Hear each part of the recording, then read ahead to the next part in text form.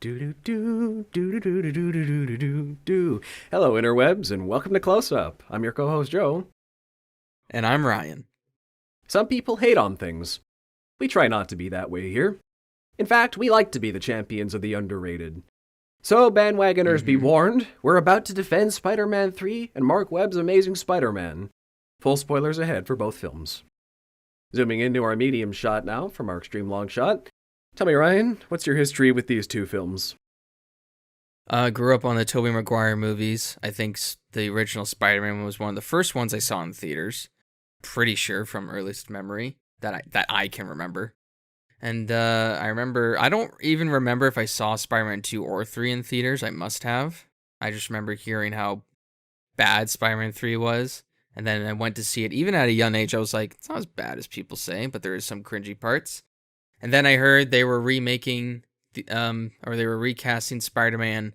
And I distinctly remember talking about it in my, in like my cousin's car on the way to a wedding. And we're talking about who was going to be in it, and it was Andrew Garfield. He was kind of an unknown at the time, besides Social Network and maybe a few other things. And there was like high hopes for it. Didn't watch Amazing Spider-Man in the theaters, and then I think I saw it on Netflix or something. I was like, yeah, this is pretty decent. Didn't watch the second one in theaters because I heard that was dog water. And yeah, that's my relationship between the two. Actually, you just called to mind a memory of mine from 2007 or so. I don't remember the day or anything. But, I was in school, and my parents came to the school, and they called the office up, and they're like, oh yeah, come down to the office. Your parents are here. I'm like, oh, what the heck is this about? This is just a random day. I'm like, what are my parents doing here? Why am I being called down? I'm scared. And they're like, hey, we're taking you and your brother out of school to go watch Spider-Man 3 this afternoon. We're like, yes, please. Let's do that. Because my brother and I grew up on the Spider-Man movies, the Tobey Maguire, Sam Raimi ones. Those were kind of our formative superhero movies as a child. I've talked about it on the podcast before, but the two things I remember most as a child that got me into superheroes were Adam West's Batman and Tobey Maguire's Spider-Man.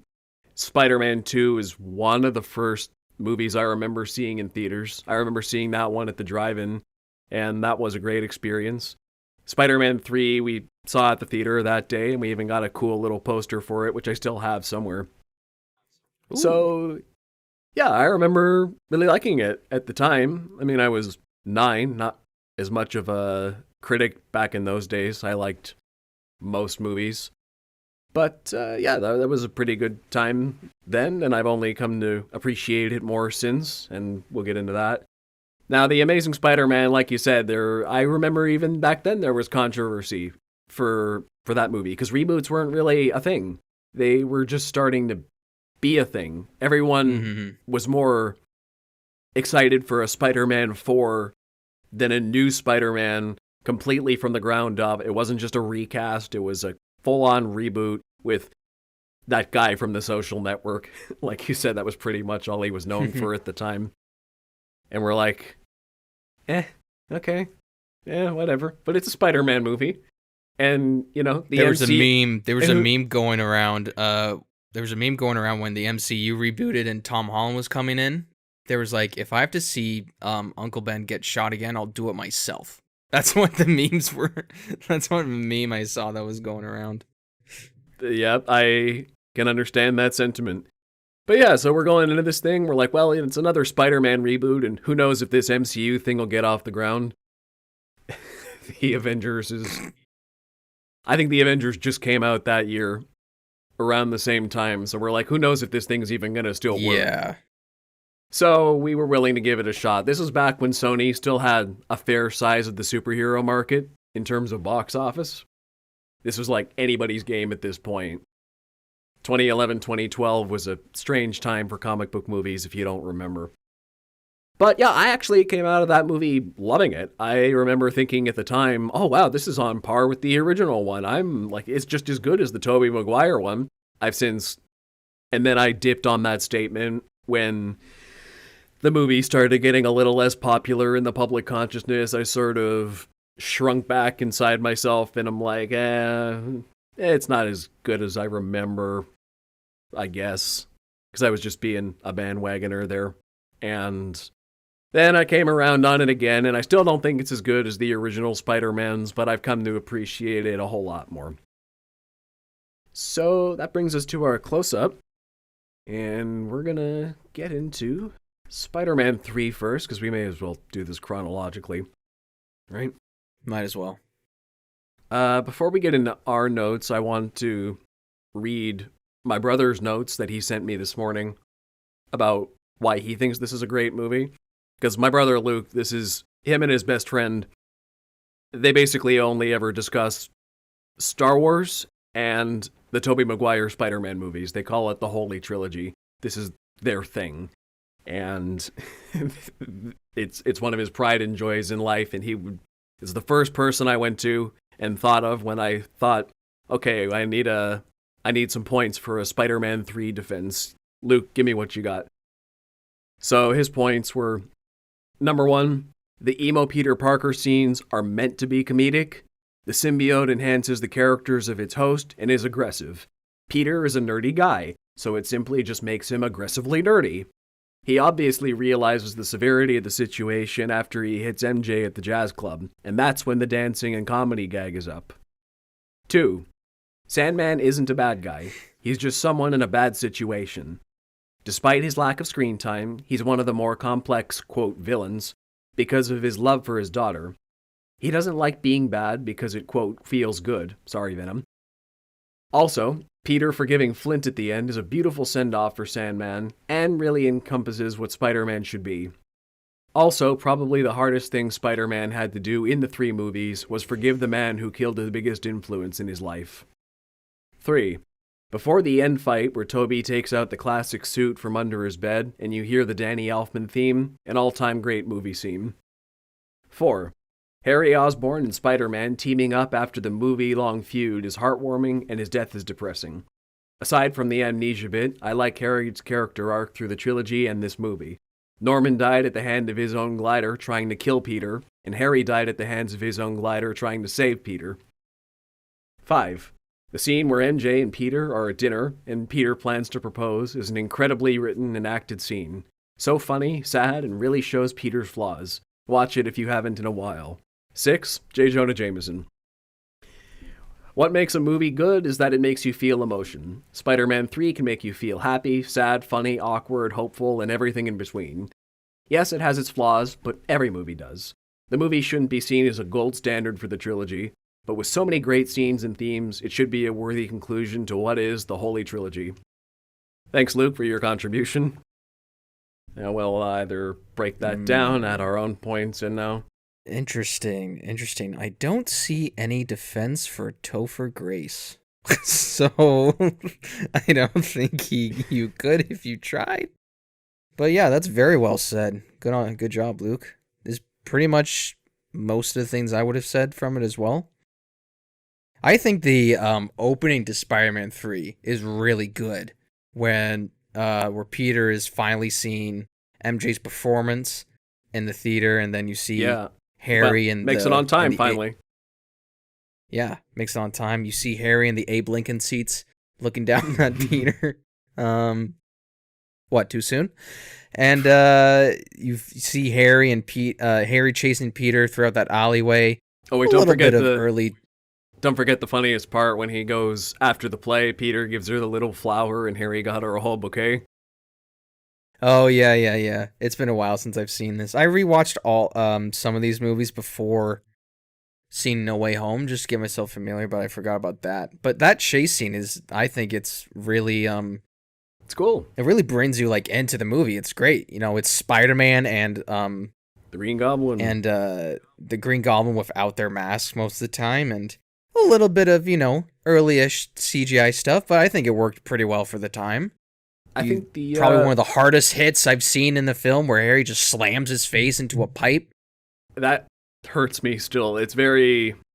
You feel that hit in the pipe. I think I did see this movie in theaters, now that I think about it.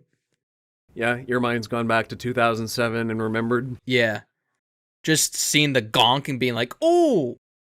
One thing I liked about that scene is the image I remember most of it was when Aunt May gives Peter her wedding ring to give to Mary Jane, and Peter nearly loses the ring during the fight.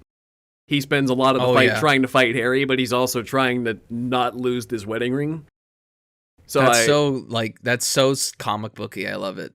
Yeah. That's just great. So I think there's a lot of interesting symbolic meaning there. Mm-hmm. This fight with Harry, he's losing his friend, and he's also losing the ring, which is obviously symbolic of his love with Mary Jane, which is kind of on the decline the whole movie, because he's so up his own ass this movie, he doesn't see that everything around him is falling apart. He's kind of high on the glory of being Spider-Man. He's got these public ceremonies in his honor now. People generally tend to like him, except Jameson still. He's getting kisses from Gwen Stacy. He's just, people really like him, but he doesn't see that Mary Jane, played by a very early on Bryce Dallas Howard. Gwen Stacy. Yeah, and she was really good in this movie. We can probably get to her a little more later. But to finish my point, he doesn't realize that Mary Jane is struggling in her acting career. She gets fired from her play, and he doesn't really even notice. Harry is basically turned against him entirely and is gone full-on villain. He also doesn't really notice. I think there's a subplot where Aunt May is going to get foreclosed on the house because she can't pay her bills anymore, and he barely notices that either. That is to me, that's a very emotional scene where Aunt May tries to give $20 by the garage or something, and there's boxes or whatever, and she gives him some money, and Peter's just like, I can't take this from you, and then she's like, yes you can. Like, she's getting mad at this point, like, you take it, like, I'll be fine. And I was just like, damn. But he doesn't notice a lot of this. Great scenes in this movie. Yeah, plenty of fantastic. There's great scenes in this movie. Yeah, so what I like about all that, like bringing it back to Harry and Peter, is that he's losing it, even though all these things are finally going right for Peter Parker. It's very rare in Spider-Man's life for things to be going right, and if things are going right, it's just before a massive fall. So at the beginning of the movie, he starts off high on life, everything's perfect, but he doesn't realize his entire supporting cast is failing around him, and he's not, as much as he's being there for New York City as Spider-Man, he's failing the people around him as Peter Parker. And that reality slaps him upside the head not too long into the movie when Harry attacks him, manipulates MJ into breaking up with him, and then all these new villains come to town, and he gets that symbiote, which just enhances all the aggressiveness that's already inside him from all these things going wrong, and just turns him into the worst version of himself. And that's basically what Spider-Man... Which is that's another great scene, the symbiote, just the animation of it and how it looks so real. Yeah. I don't really know how they did it, because I want to say it's CG, but I also feel like it might be a mix of practical as well. But I also don't want to know how they did it, because it does look so real in the scene. I bet it's 100% CG. I'm willing to take that bet. Yeah. Which, let's talk about fantastic CG again for a minute, because another fantastic scene in this movie is the creation of Sandman. When he goes into that particle accelerator collider thing and gets turned into dust. What a brilliant scene. Think about this. If you told someone who was born today, hey, there is a 3 to 4 minute scene of a supervillain being born, he has no dialogue, and his main objective in the scene is just to get a picture of his daughter. To hold the locket in his hand. Just Can he do that? Just to hold it. Do you think that would be a scene that happened 2007? Most people would probably say no. I want to see Thor hit something with a hammer. I want to see Thor call Mjolnir a dog. I want comedy. It's not funny enough. It's not funny. I just remember seeing that in theaters and being like, wow. This is my mind. I'm too young to comprehend what the emotions are, but I feel something. It's a brilliant scene, and I think there's one thing I don't like about Sandman, and that's just because they kind of retcon some of the stuff that happens in the first movie. Yeah. But, you know, it's a creative decision, so I can look past it a little bit, and it works with the Sandman character a little bit. As far as retcons go, I've seen a lot worse. I think, to me, you know, this is in defense of, so, you know, we got to take some of the big criticisms and try to defend them a little bit if we can. That one, I'd say, they wanted this to be a big emotional payoff for the trilogy, and for Peter Parker, you really can tap into his aggressive emotions by going after his origin story in the first place.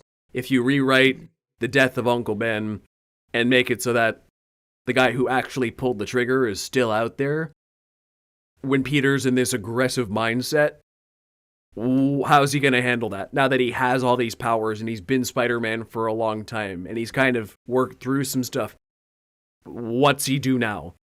And this story says that in this aggressive mindset, he basically goes for straight up murder for revenge.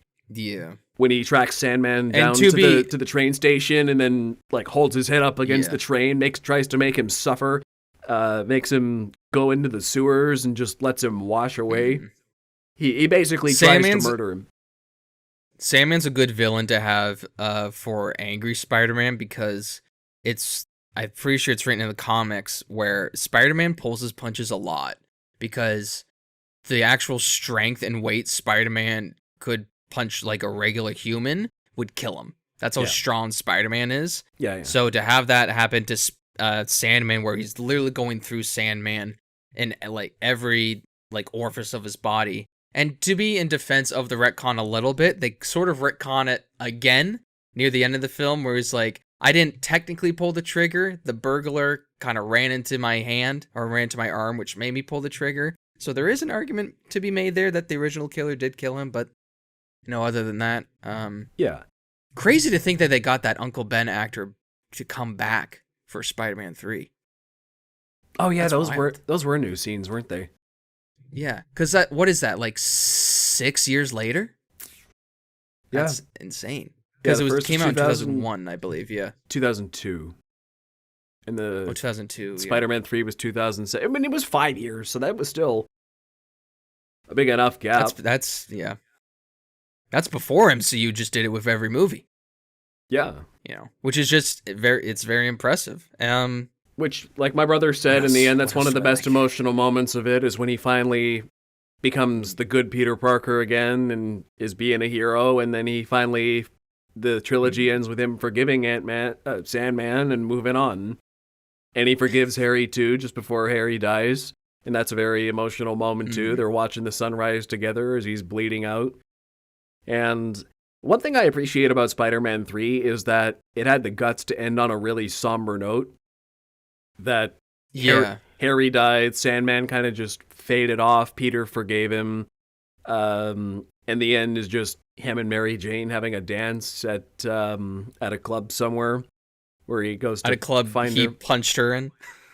Yeah, they're just having a slow dance together. And when I was a kid, I was always like, why don't you end it more fun, like in the first two, with him swinging around the city and more hopeful or whatever. And now as an adult, I'm more like, that's gutsy to end your trilogy on a somber note. Like, okay, you thought you were getting a fourth one. Sure, but that is the end of the trilogy now. And it ends on a downer. I think this movie is a great example of when there's too much studio interference. There's a famous story, I think, one of the producers, Ari Aster, or I can't remember his last name. Ari of Arad. Is it Arad? Ari Arad. He really wanted Venom to be in number 3, and Sam Raimi famously does not like Venom as a character. So there's some part of the fan base think that he made Venom not too great in this movie just to say fuck it, but also he doesn't really like Venom, so he probably wouldn't want to try to make Venom a good character in this movie he wanted. But you know what? I'll argue in defense of Eddie Brock now. You said it can't be done. I'm gonna try. I think for comic purists, this is a bad adaptation of Venom. For this movie and people who don't know about Venom or what Venom's supposed to be like, I think they set it up okay. Hotshot new reporter, photographer, comes to town. He's dating the police captain's daughter. Spider-Man shows him up, tries to steal away Gwen Stacy's affections.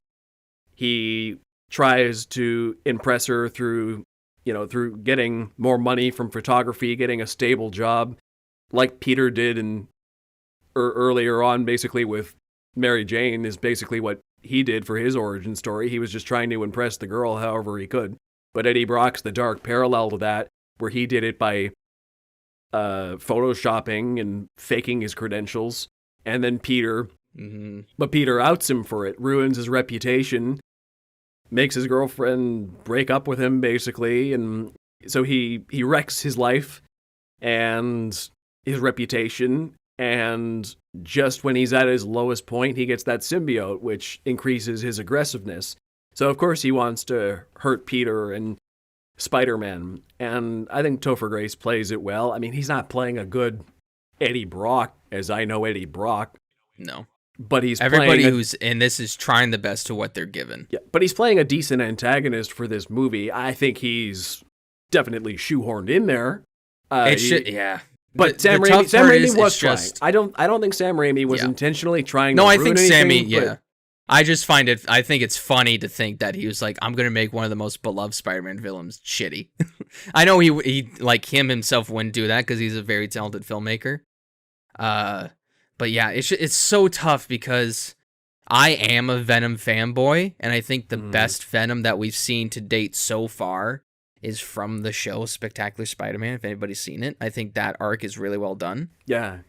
It's so good. I can't even talk about it in this because it should be one of those things where it should be like a whole podcast about. We'll definitely basically talk about what the Spectacular Spider-Man is the show that they made before Disney bought the rights to some of the Spider-Man stuff, and they had to cancel that show because they had bought the rights for the Spider-Man like TV shows, the animated ones, but not that particular project.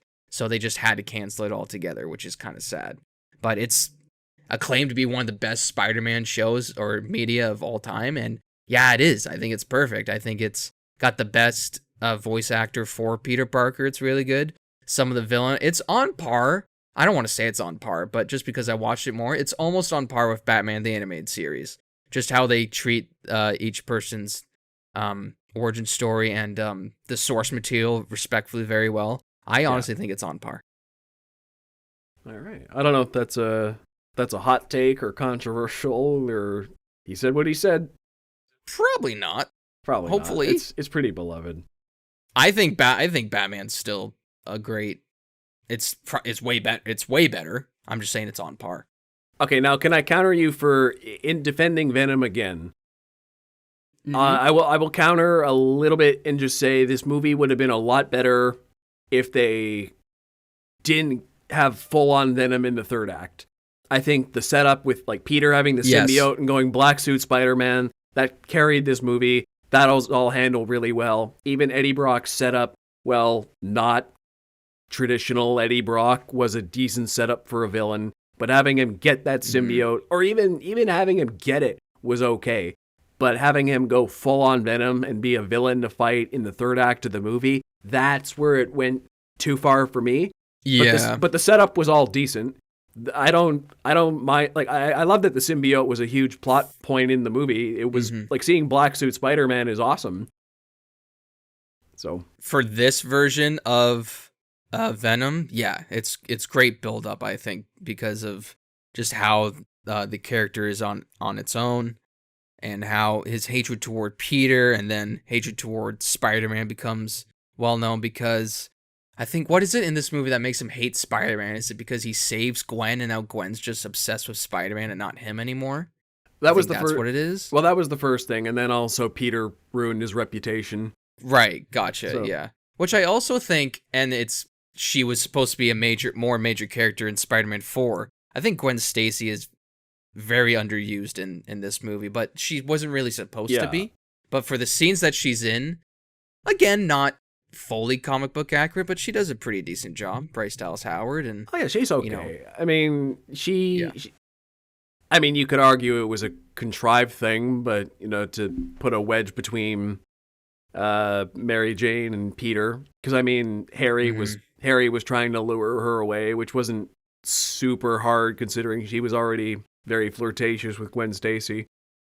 And Gwen, oh yeah, and then there's that great scene at the club just before he hits Mary Jane when he has that whole sexy dance routine with Gwen Stacy, and then doesn't he bring her to the club? Yeah, he brings her to the club. I'm pretty sure. While MJ's singing, and he has that whole dance routine with her, and it's really sensual. And then at the end of it, Gwen Stacy runs away, and she's like, "Wait, that was all for her."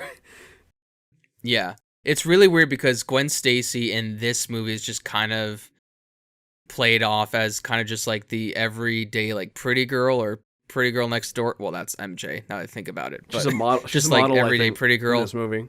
She's a model, but she's in the same college classes of Peter, I'm pretty sure. But in the comics, she's on par with Peter and in some ways smarter than Peter in the school classroom. But, this is a different version, a different universe, so yeah, in this couldn't version, really have them. In this version, she's a model and in, like, whatever genius classes Peter's in. In the comic book, she's a little more...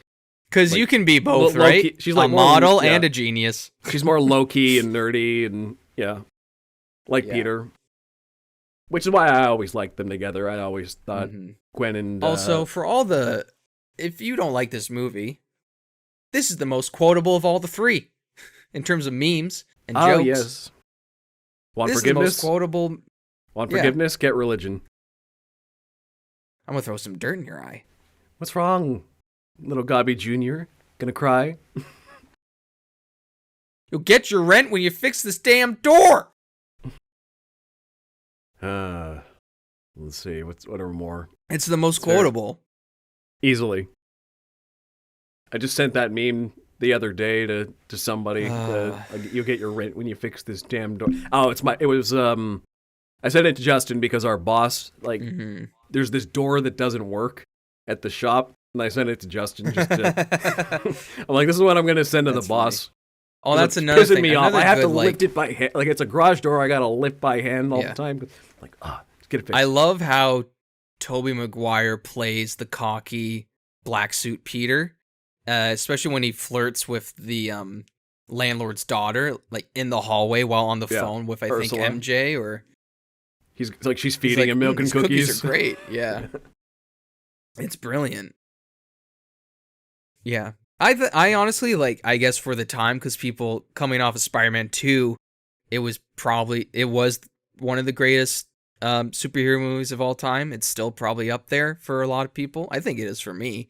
So then when they got this really jumbled third act together, they were a little disappointed. But even the third act, some of the action is really good. Like all the effects for Sandman is really good. And you see how it basically pioneered a lot of particle physics for visual effects. In 2007, some of the stuff looks really good. That was the first thing that they made engines for that could do the individual sand particles and things like that, right? There was a bit about that in the ILM documentary, wasn't there? A little bit, yeah. Probably, yeah. Maybe I'm misremembering, but I think that was they create so many things.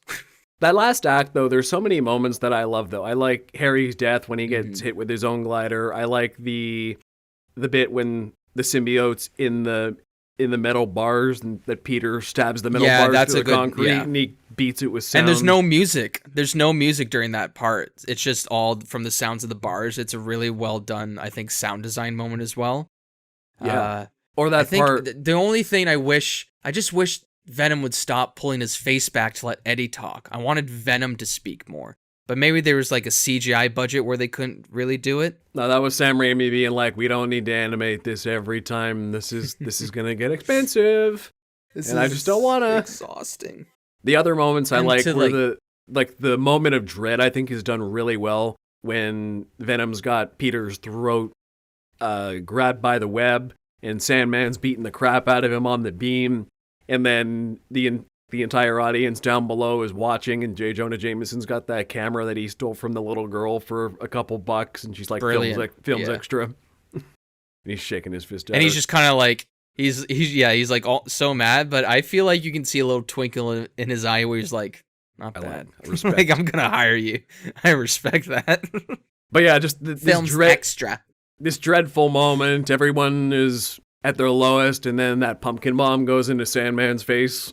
And I still get elated every time. And then Peter and Harry finally working together in costume as heroes for the first time in the trilogy. That moment feels so earned to me. And you hear the score, you're like, let's go! I feel it every time. And also, the moment just before the fight, like my brother said, when he finally, after the whole movie of being in the black suit, that Danny Elfman score swells and he pulls the old costume out from under his bed and he like runs across the American flag as everybody's cheering as he gets to the site to save Mary Jane. There is so much American flag stuff in the Sam Raimi universe. It's really funny. You know what? I'm not even American, but it works. It's just, it pumps you up. Yeah. I think that's one of the reason for that, I remember, because Spider-Man, the very first one, came out after 9/11, and then there's that famous New York scene where it's like, you mess with one of us, mess with all of us, and that's a very good scene for the time and just for all time as well. So then I think he tried to replicate that in the later on movies, and it works to some. Not so much in Spider-Man 3, but in Spider-Man 2, there's the scene when Doc Ock's fighting nearly kills Peter on the train, and everybody stands in his way. It doesn't work, but I like the sentiment. Yeah. This one is more, they're all there in spirit. Danny Elfman is married to Bridget Fonda? Wow. The more you know. So, and can I also say that you said it's quotable, but I also just have to say the memes that came from this movie made it worth making alone. I see Bully Maguire pop up everywhere. Everywhere. I've seen a couple really funny ones. The last two that made me really laugh were Bully Maguire slaps Chris Rock at the Oscars. That was a good one. And also Bully Maguire does that dance at the dance scene with Wednesday Addams in the Wednesday show. That's funny. I haven't seen those. Bully Maguire and Wednesday dancing together. Those are the last two that were really well done. And the whole thing about Bully Maguire, I think works really well is when he actually hits MJ. He's shocked that he did that himself. He was like, I have no idea like who I am anymore. That was the turning point. And for even if Sam Raimi hates Venom, he does the Spider-Man gets rid of the symbiote scene very well. Goes up to the clock tower. There's that one shot where you hear the loud bang and you see the symbiote like get away from his face a bit. Screeching. That's really well done. And it's dripping on Eddie Brock really well. It's a well done scene. There's a lot. I can name more iconic. We just have named more iconic scenes and moments in that movie than like the last couple of years of the MCU for me, or even most superhero movies. Yeah, they're not. What I'll say about Spider-Man 3 was maybe it was considered lower tier superhero movie in 2007, coming off the back of two of the best ever made, Spider-Man 1 and 2. But looking back after the last 16 years of superhero movies, most of them feel dull and uninspired and repetitive and rinse and repeat. This actually has visual flair to it. Sam Raimi may not have cared that much about Venom, but he definitely gave a damn about this world and making the best movie possible. So no, it's not the best Spider-Man movie. It's not, I don't even know if it would crack my top 5, but there's definitely more love and care put into this than most superhero movies ever made. Say your top 5, go. I gotta get my list up. One sec. I have a list. Just give me a minute. I think mine would be Spider-Man 1. Wait, how many Spider-Man movies have there been? Oh yeah, Spider-Man 1. Actually, wait, hold on. Okay, my top 5. Just because I grew up with this. Actually, you say yours, I might agree with it. Okay, my top 5. 5, Homecoming. 4, No Way Home. 3, Spider-Man 1. 2, Into the Spider-Verse. 1, Spider-Man 2. Okay, so all of my top 5 are in there. But just switched so around. So we agree there.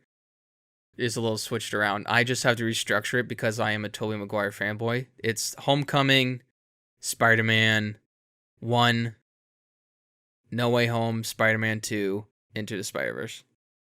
I just think Into the Spider-Verse is such a great... It's just, I went great. into Spider-Verse not knowing what was going to happen. And I went to see it with my buddy Taylor. And I walked out being like, this is so good. Like, it's insane how good it was.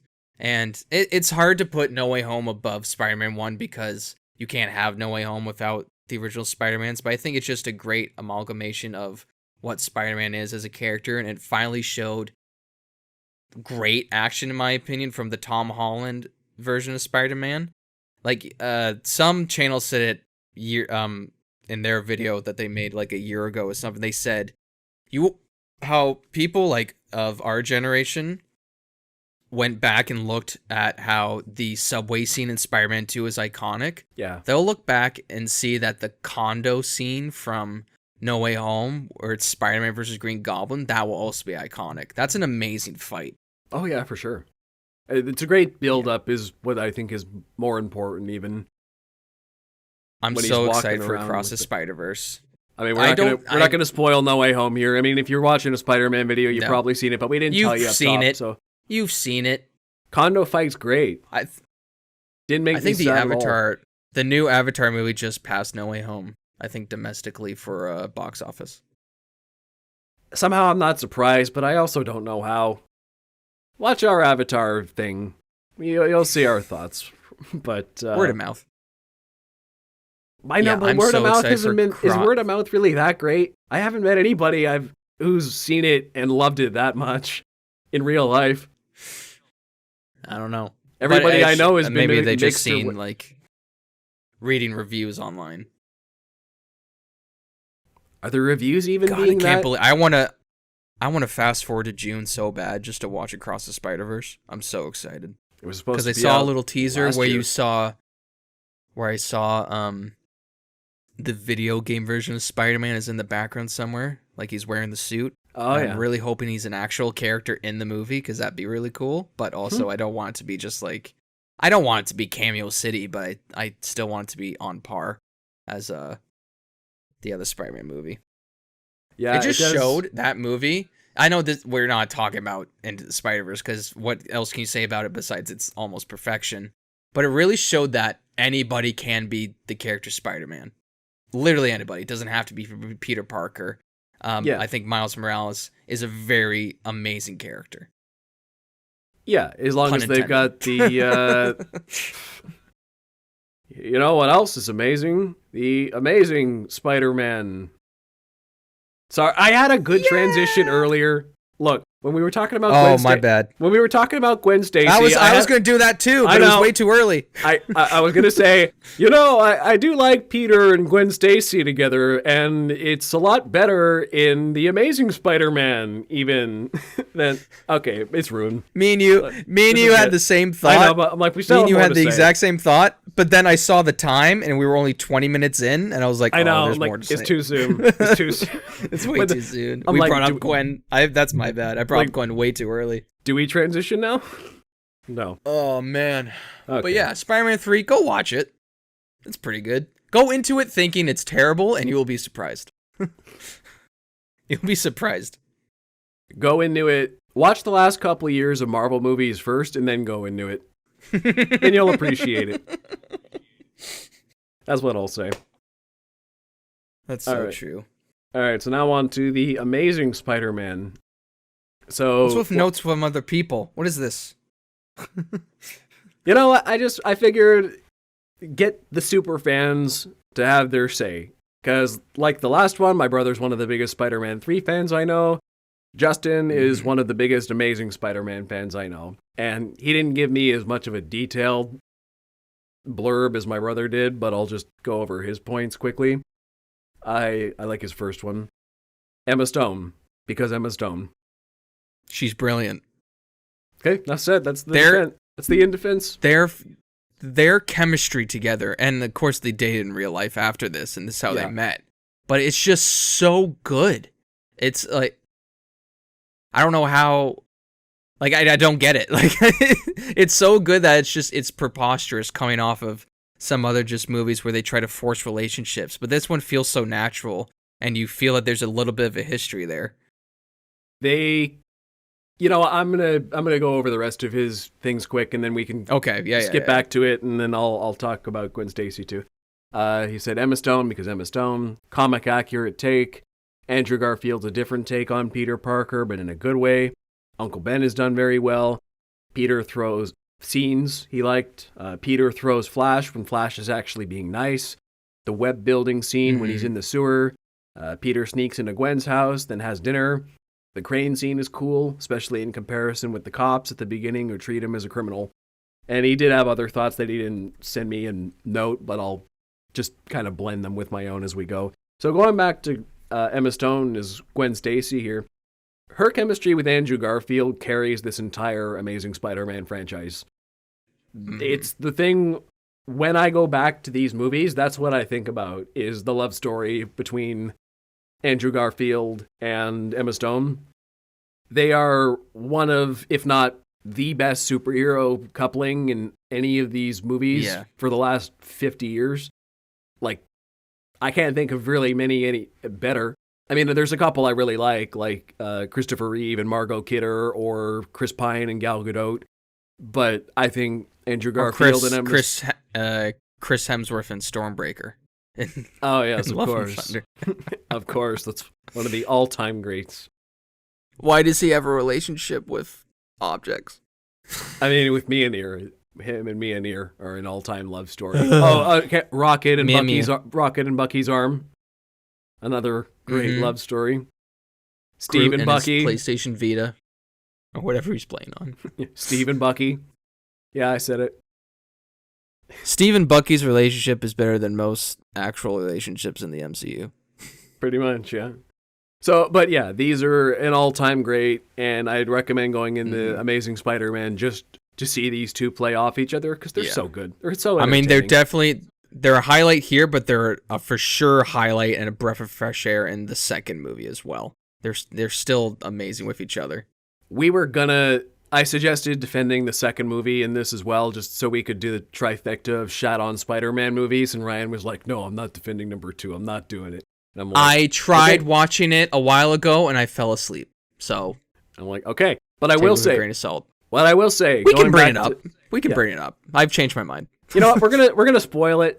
I'm just telling you, we're gonna spoil it because it's bad anyway. Don't watch it on this in defensive. Don't. But what I will say is, going back to Emma Stone, the most memorable scene in that movie is the death of Gwen Stacy, hands down. It's a fantastic scene. Yep. It's an all-time great classic moment in these superhero movies.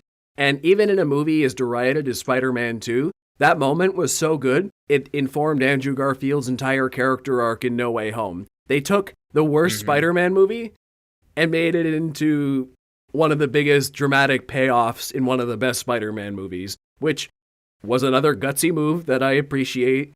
But that moment and the subsequent moments in No Way Home would not have hit so hard if Emma Stone wasn't freaking brilliant at everything. Yeah, for sure. And even right before her death, where she first runs into the scene, and you see Andrew Garfield's Spider-Man like freak out, like he's being so emotive without, you can't see his face at all, so he's so emotive physically as Spider-Man.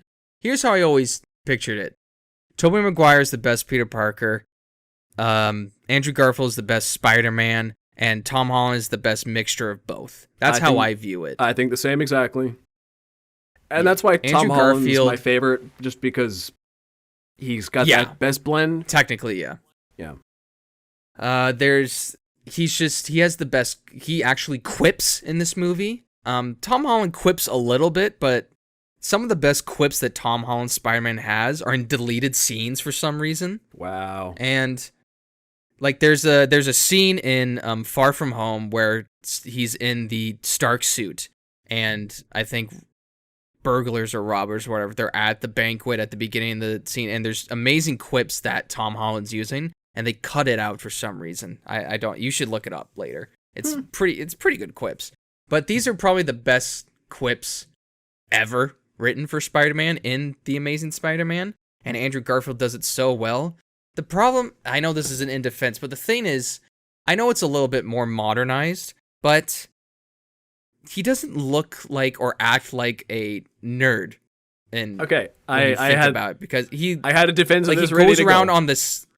He goes around on a skateboard like throughout all of school. He plays kind of like a more punk rock kid, but also who's really smart. And the bullies just bully him just to bully him a little bit. Now, saying that, Andrew plays it very well, and he is a little bit more quiet to himself as Peter. And then when he's Spider-Man, he can finally be himself and be more quippy and funny whenever. It gives him the confidence to actually talk to Gwen Stacy when he goes to her apartment or whatever. But Okay, what were you gonna so say? I was gonna say that thing that he's not nerdy enough is the chief complaint I've heard about this movie over the years. Like, Mm-hmm. it's kind of a honestly, I've always found it to be a bit of a nitpicky complaint, especially when nobody else can. They always say this movie is not great or not among very good Spider-Man movies, and that's one of the few things I hear about it. And I'm like, okay, but like, what are other complaints about the movie? But like, it is a valid point. But I will say, my defense of that him not being cool enough is, to me, when Spider-Man was first introduced, and even all the way up to the Tobey Maguire movies, there was a very specific societal expectation for what a nerd should be like. They're quiet, socially awkward, shy people who are into things the vast majority of people aren't into, and they're a little bit ashamed of that, maybe, just because, okay, well, if I like it and it's not cool, should I even like this thing? I'm kind of being ostracized because I like these things. But then you get to the 2010s. You know, this movie came out 2011, 2012. The Big Bang Theory was on the air. Societal perception of nerds was changing in general. And by that point, being nerdy was still a bit of a socially outcasting thing. But it was more, nerds were a little more comfortable in their own skin. So on the one hand, he's a little, like, quote unquote, too cool. But he's like what nerds were in 2011, 2012 kind of era. Just, okay, I'm a social outcast for sure. I'm seen as a little weird, into things most people my age aren't into. But being a social outcast at this time is nearly a badge of honor for some people. He's kind of like, I don't know, Zendaya in the new Spider-Man movies. She's very much the same way. I have issues. Yeah, I know, I have but some that's issues with that take on the character. But yeah, I do as well. But that's what being a nerd in the more modern era I is like. understand. I understand especially that. when these, I don't think. I especially still when don't these think movies they came out. skateboard. Maybe. I still don't think they skateboard. Especially when these movies came out. I mean, maybe they were going for a little less, oh, I'm into Star Wars and Marvel or whatever is as nerdy. But being a skateboarder doesn't mean he wasn't nerdy. It just means he wasn't a traditional nerd in the sense. I feel like that's because this is more adapted from the Ultimate Comics line, where it was a little more updated version of Spider-Man. This isn't your Silver Age Peter Parker. That was more Tobey Maguire's take.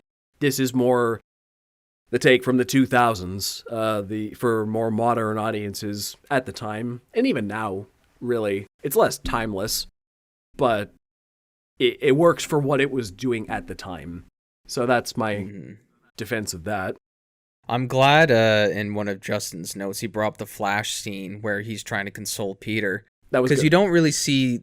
That's a great scene where the bully's trying to console the bullied because he actually identifies with him there a little bit, but then Peter can't handle it, and then Flash is still just like, "Listen, I know it's messed up, whatever."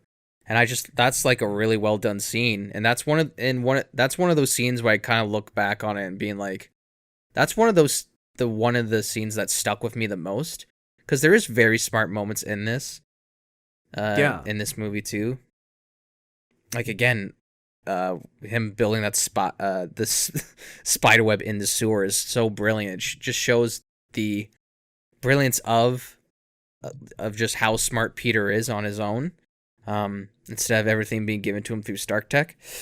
And and I think, there's a few dumb things about it, where he's shooting on a camera that says property of Peter Parker, and that's how the Lizard finds out who he is. But, That's not on him. That's just on the writing itself, and No, a reason you know to get what? a really cool fight, a But you know really what? I'll cool defend fight that. scene in the high school. I'm going to defend that Don't and try. say... No, I will.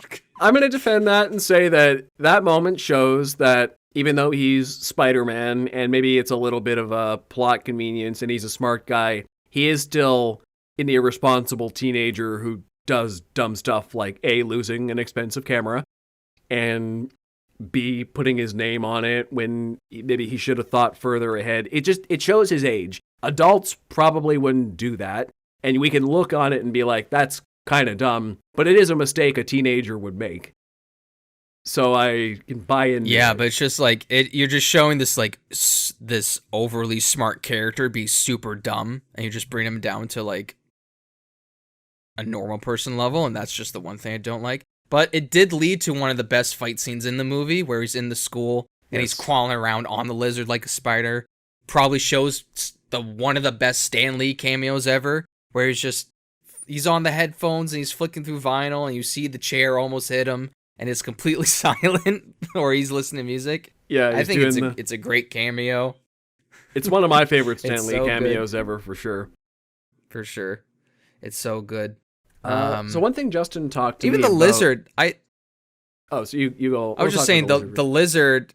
I just think the lizard is kind of an underrated villain because all his life he's trying to like fix a problem that is very personal to him, where he's missing an arm. Yeah. And constantly his boss is telling him, you need to give up on this, we're wasting too much money. And then he finally finds a way to do it, or he fast tracked towards it, and his boss is still kind of like, nah, not really. You know, I told you to shut this down, you should shut it down. And then I can understand why he's so rageful. Now, to turn everybody into a giant lizard, which has become more memeable as it's gone on, but I can understand his motivations clearly well in this movie. Oh yeah, because he doesn't want anybody to suffer like he has. He wants, in his own way, he's trying to bring peace to humanity by turning them into lizards. That's the classic It's the classic Spider-Man villain story, right? Brilliant guy who has the power to change the world, but something he does makes him go a little bit insane, and he ends up using his brilliance and technological capabilities for a really bad thing.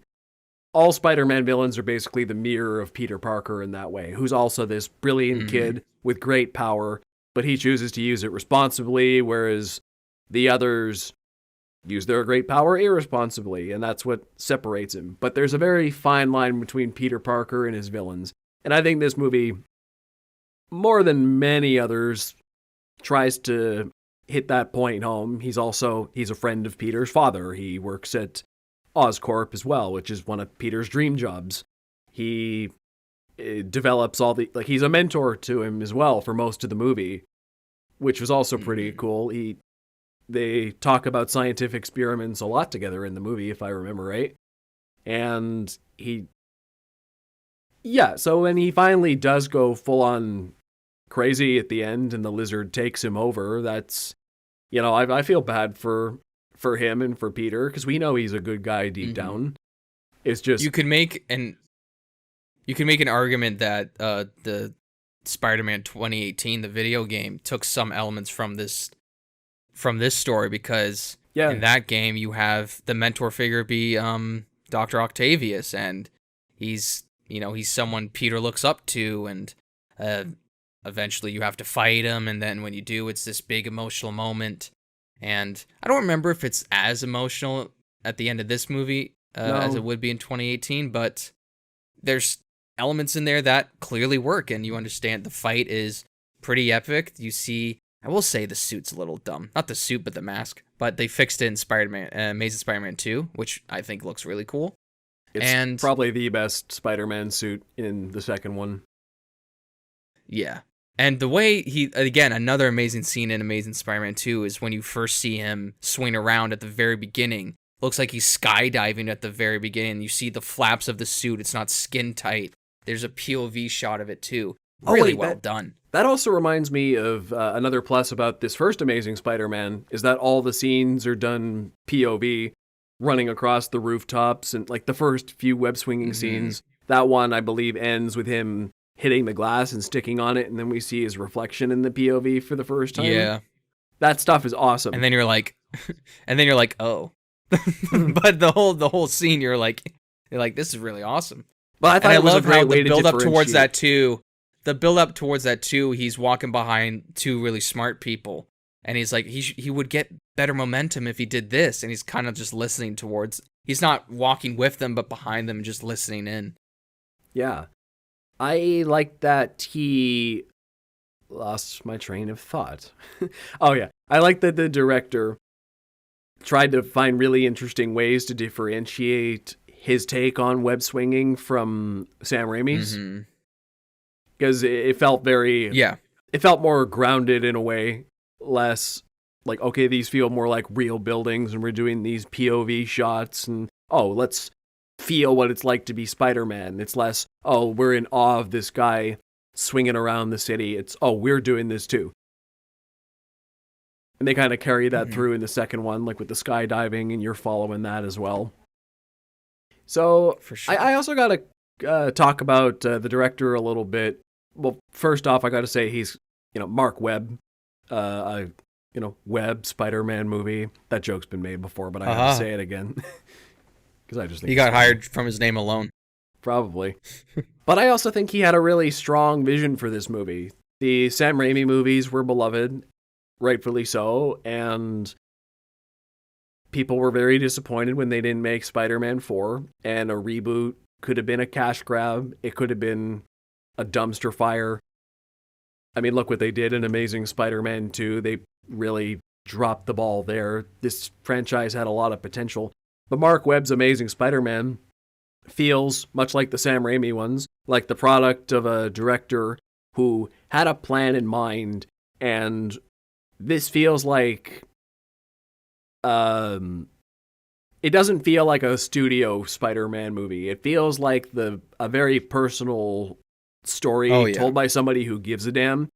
Once again, unlike a lot of the rinse and repeat movies we're getting today, this feels like the vision of a person and a crew just trying to make a good movie about this teenage boy who's got a lot of problems. His parents died. He inadvertently caused the death of his own uncle. He struggles with responsibility. He's a social outcast at school. He struggles with girls and popularity, and he doesn't really know his place in the world. He's kind of an asshole and doesn't really know what he's doing. And then he gets these powers, and he's got to decide whether to be, use them responsibly and do something good with them and, kind of get over his own teen angst to contribute to the world positively, or does he be like his mentors and succumb to his darkest impulses and use everything that he has to spread his misery on the rest of the world, or in their own way? So which is the classic Spider-Man story, but it feels personal here, which I like. And they make it more modernized is the thing. Just it feels like a teen movie. It's a coming of age story is what it is. It's not a superhero movie. It's a coming of age story that happens to star Spider-Man. And I think for sure, in that regard, it's executed very well. I was talking to Justin about this earlier, and we agree that the stuff with the lizard is the least compelling part of the movie. The actual superheroing is the most boring part. It's the stuff of him just being Peter Parker, learning responsibility, and dealing with just whatever's in his life. Yeah. That's the interesting I will thing. say, for how much I don't like the second movie, you don't get some of the best moments in No Way Home without these two movies. Oh, for I sure. mean, with the three Spider-Man talking to each other, and when Andrew Garfield brings up Gwen, such like a heartbreaker moment. And then when spoilers for No Way Home for people who haven't seen it, the three people in the world. But when Andrew Garfield Spider-Man saves MJ and the catch that he couldn't make to Gwen Stacy, and he tears up a little bit, that was a huge, I don't know in your theater, but in my theater, that was a huge like stand up and clap moment. Well, not stand up, but huge clap moment. Yeah. And then you see him get a little sad, and everyone's like, "Oh no, Emma Stone." And yeah, it's for whatever Andrew makes, whatever all the critiques that this movie has. Andrew is probably the best actor you could have had for these types of movies. No, I'm gonna double down on that and say actor. He's the best actor to have played Spider-Man. He's not my favorite Spider-Man. He's so good. We talked about, Tom Holland is my favorite Spider-Man, but Andrew Garfield is the best actor to have played Spider-Man. He's so good. His acting in these movies is, no offense to them, they're good in their own way, but his acting in these movies is better than Tom Holland's and Tobey Maguire's, which is why in No Way Home, even with all these fan favorites, he does play the unloved middle child, as they kind of joke, and he has the weakest adventures, and he gets the best laughs. He takes a lot of crap even in that movie, but he outacts his co-stars and somehow comes away as the one we remember out of that one. No Way Home made me be like, oh yeah, I want more of Andrew Garfield Spider-Man. I want him to get a mini-series on Disney Plus or Amazing Spider-Man 3 or something. Do you remember... Like, give me more of this guy, because he's a standout. Yeah. You remember the push for it after No Way Home came out. There's been such a push for Amazing Spider-Man 3 just because how well Andrew Garfield did. And fuck, was that a good month for Andrew Garfield, because not only was No Way Home, but also Tick, Tick, Boom. What a great month for Andrew Garfield. He was brilliant in Tick, Tick, Boom. One of my favorite movies to come out in the past 5 years or so.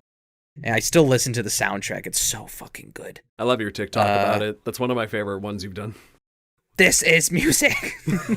What's it? When everybody else leaves the car and you listen to what you really want to? Yeah. It's a great soundtrack.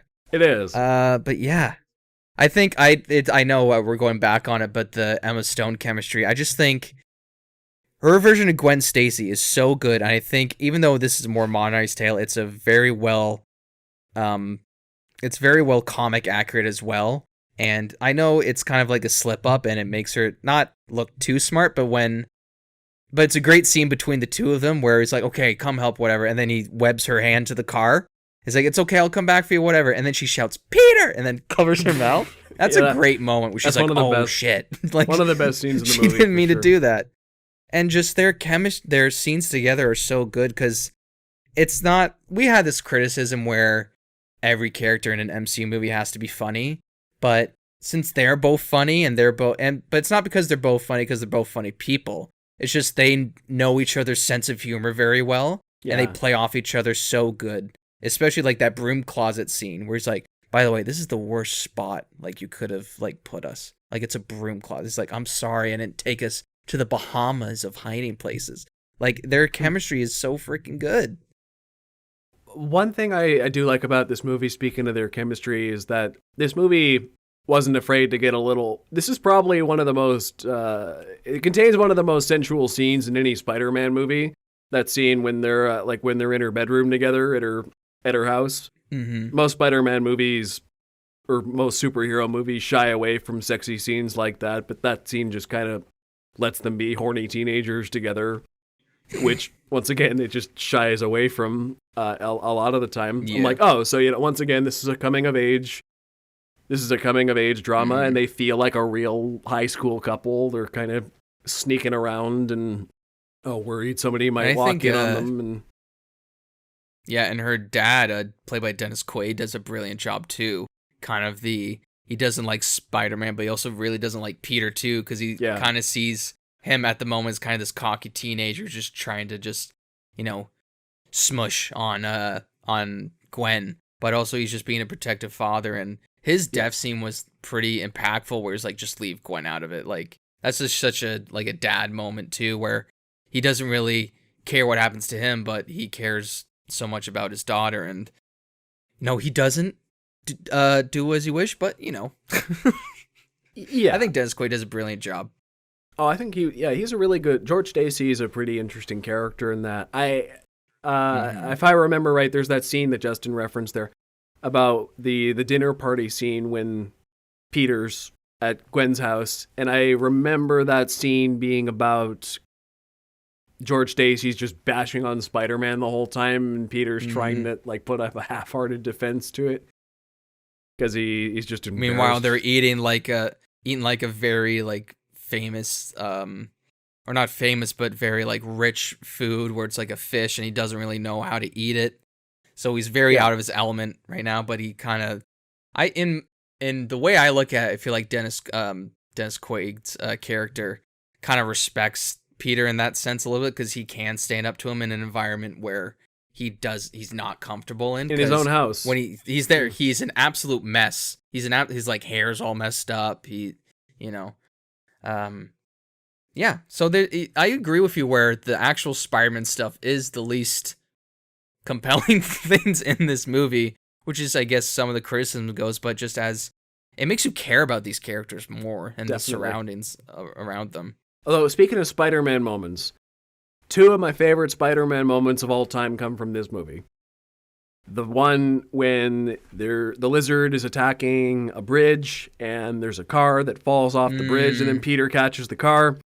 And when he's about to save this mother and son, the son's scared of Peter in the mask, so he takes off the mask and gives it to the kid just to make him feel better and safer. And that's one of the turning points in the movie where he finally starts not just saving people because he can, but actually trying to be an inspiration and a hero to the citizens of New York. So that's a great Spider-Man moment and a character turning scene. The other one is at the very end of the movie when he's going to stop the lizard, and all of New York has pretty much been against Spider-Man this whole movie. They see him as a criminal. George Stacy, the cops, they don't like him. They're after him. He's gotten nothing but hate. But now he's sort of seen as a potential hero to save the day. And like in the Sam Raimi movies, you see New York finally come together for Spider-Man in one for all and all for one sort of moment where they take the cranes out and it's like, okay, let's cut him. He's injured. He can't get there. Let's give him a path. And they bring the cranes out in the perfect line for Spider-Man to go. Like, that's a fantastic moment. One of my all-time favorite Spider-Man moments.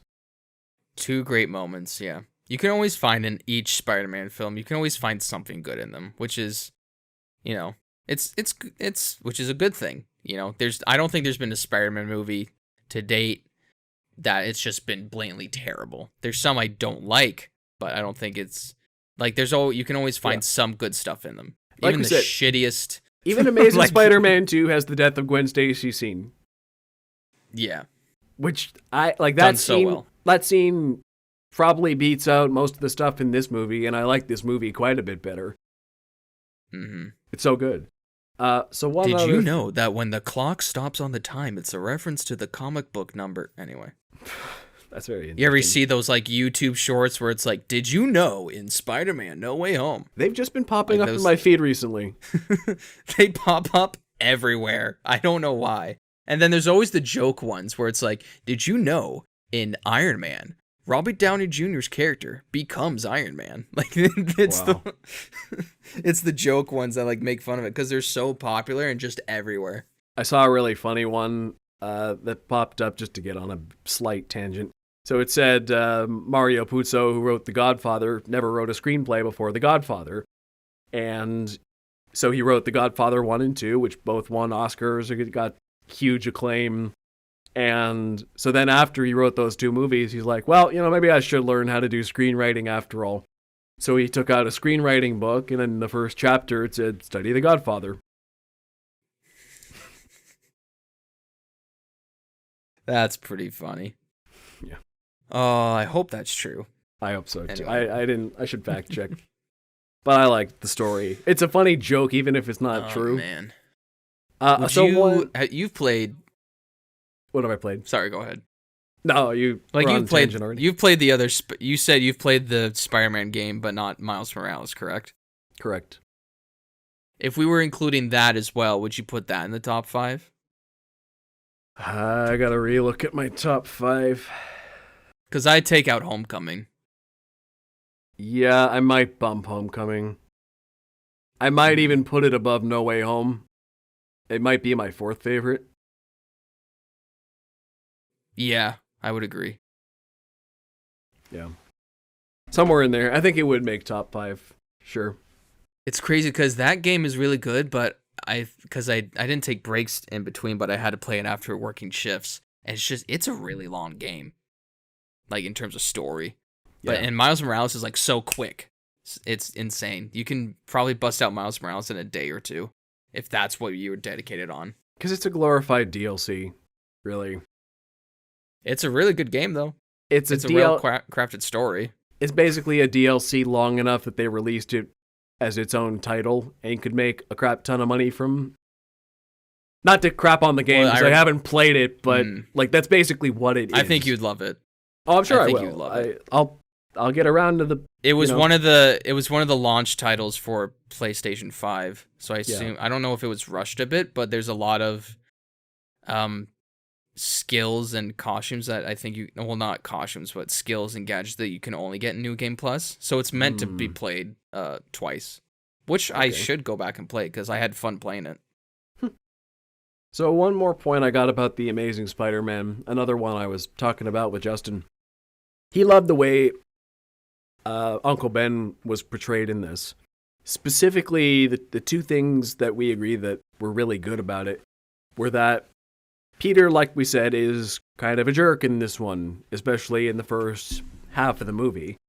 He's a really rough around the edges kid who is a little bit edgy. His parents died and it messed him up pretty bad, and he's kind of from a poor family, and his aunts and uncles loves him, but he's just kind of a troubled kid, even though he's smart.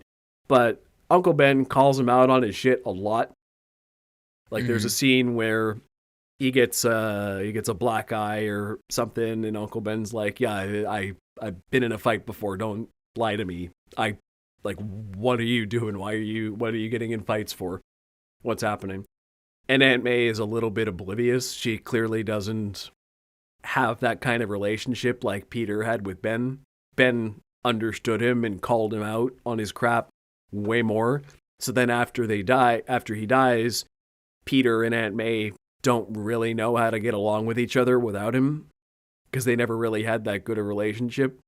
And I think that just makes the Peter Parker's dynamic with Aunt May and Uncle Ben a lot more interesting, to have it show that he didn't really have that great a relationship with Aunt May, but she's the guardian he was left with.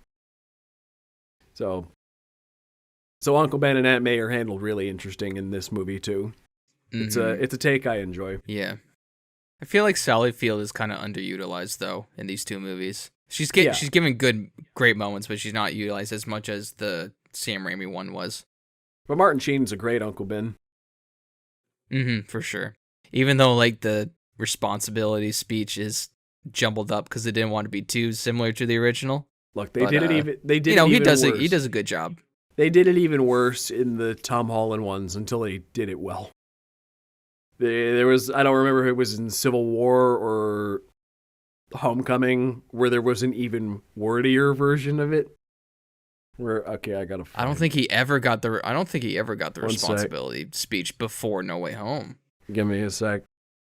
So in the Sam Raimi one, Uncle Ben just says, "With great power comes great responsibility." In the Amazing Spider-Man, Uncle Ben says, "Your father lived by a philosophy, a principle, really. He believed that if you could do good things for other people, you had a moral obligation to do those things. That's what's at stake here. Not a choice, responsibility." And then in Civil War, they were like, "When you can do the things that I can, but you don't, and then the bad things happen, they happen because of you." Oh, that doesn't count. I know, but that's the best we had. That doesn't count. That's the best we had before No Way Home. That was their version of it before No Way Home. That doesn't count.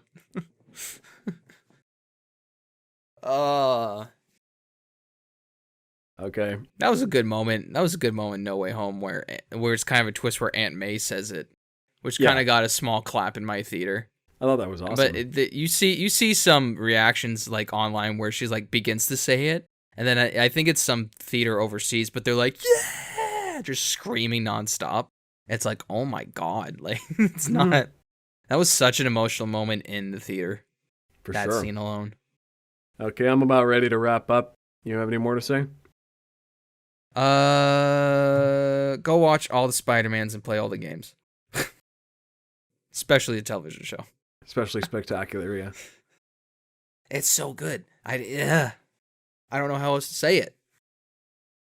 It brings in all the great villains. Brings in Kraven the Hunter. Brings in Mysterio when he's not a Stark villain. It's. I want to see Kraven's Listen, last as much hunt. stuff. Give me Kraven's I like last MCU. hunt. I like Tom Holland's MCU Spider-Man. Well, I just don't like how all the villains are basically Stark ones. I just think it's just kind of like it's cheap. He's just cleanup crew for Stark a lot in the MCU. Well, that's why No Way Home was awesome, because they were finally all Spider-Man villains, like, actually. Exactly. And like you can argue that Electro was kind of Stark because of the impulse or the energy he gets was from an arc reactor, but that's a bit of a stretch. So yeah. Yeah. Spider-Man 3, Amazing Spider-Man 1, both underrated movies. Definitely not as bad as society would have you believe. And that's not just us stretching. No. We genuinely believe they're good. If not above average. At the very minimum. They're very good. There's a reason that the black suit Spider-Man is iconic in our generation. I think it's because of Spider-Man 3. Definitely. I love that in the video game Spider-Man 3, you could switch the suits anytime you wanted. That was always fun to me. Yeah. It's always fun. It's tough in the Spider-Man game because I found myself trying to think, all right, which Spider-Man suit do I want to just play fully? And for a while, I just did the Tobey Maguire suit. And then I was just kind of like, but you can't see the eye movements through the cut scenes, and that's kind of a staple for this game. And then I just found myself switching in between a lot of suits, but then just near the end, just wearing the original one that they made for the game with the white spider all over it. Because it is I didn't like it at first, but then later on I fell in love with it. And then finally, when completing the whole game, I unlocked the Into the Spider-Verse suit, and I've just been wearing that. Nice. I did the Tobey Maguire suit for just the end bit. I saved that one for like the last chunk of the game. Interesting. Yeah. I have a save the best for last mentality. It's my favorite one. So, well, I mean, okay, The Amazing Spider-Man 2 is my favorite movie suit, but the Tobey Maguire one's got a lot of nostalgia. I think Tobey Maguire suit's way better, personally. It might be nostalgia, but I just think it's so iconic. For sure. I like the raised webbing is what makes that one interesting. Yeah, that one makes it so good. It pops more on screen. 100%. And even in No Way Home, you see him on screen with like modern technology. You're like, yeah, he looks so good. For sure. He looks amazing. Like Tom Holland's suit is like the webbing is like flat, so he always looks like CGI even when he's wearing the suit. Yeah, and they're so obsessed with like cutting out his like wrinkles on when he takes the mask off. You know how like the others have like that natural fold on the suit? In the Tom Holland one, they're so obsessed with just flattening that down and making it look skin tight. I don't know why. It looks fake. It just looks off. Yeah. It looks off. It looks fake. And I don't really like most of the Tom Holland suits except the Homecoming one, if I'm being honest. Like, that's really the only one I like. However, we haven't seen the new one, the mixed up one, the new one, which from what we saw, I think looks amazing. But yeah. I can't wait to see what they do. Nothing's been announced, but who knows? Anyway, it's all a big what happens. All right, well, I guess we'll web this up. That was a bit of a stretch. You can find me at Ryan Walker Official on Instagram and on TikTok and on YouTube. I'm starting to stream every Thursday now, going through Jedi Fallen Order right now, trying to get a little bit of hype going for Jedi Survivor, so please subscribe to that channel as well. You'll just find it at youtube.com/@RyanWalkerOfficial. Spelt the same way, all lowercase. Yeah, we'll have some fun over there. I was just watching a stream the other day. It's entertaining. Go watch it. You can find me on Instagram, TikTok, and Facebook at ThoughtPlay Media. Also, check out the Close Up with Ryan and Joe Facebook page for latest updates on the show. If you listen to us in audio, check out our YouTube channel. And if you're on YouTube, find us anywhere you get your favorite podcasts. Also, be sure to leave us comments and reviews, as that's a big help. And how about clicking that like button or sharing if you enjoyed this? We hope to see you on the next Close Up with Ryan and Joe, where we defend Zack Snyder's DC Universe. Till next time. I'm gonna put some dirt in your eye.